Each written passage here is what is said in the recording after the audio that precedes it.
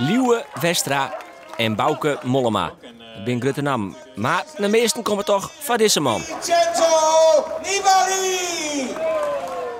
Vincenzo Nibali. De ploeggenoot van Westra en de man die dit hier de Tour de France won. De Tour is er van in geel en de meesten staan weer maar hier een dik langs de kant.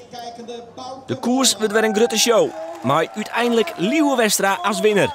Voor Bouke Mollema en Nibali maakt het podium compleet.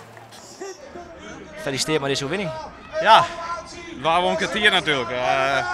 Heel vaak tweede en derde was hier, maar je voelt het precies goed. Dus ik hoop het goede moment voor het rijden. En ja, heel mooi dat ik dan kan winnen. Het mocht ik wel eens. Ja, het mocht wel een keer inderdaad. Dus dat zei ik.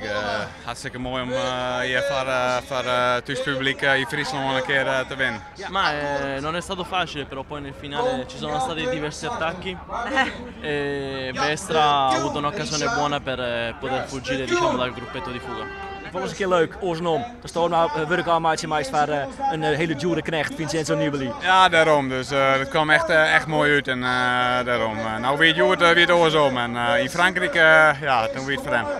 Ma sono state veramente tutte organizzate molto bene, però qua c'è stato veramente un grande pubblico e questo è stato veramente piacevole.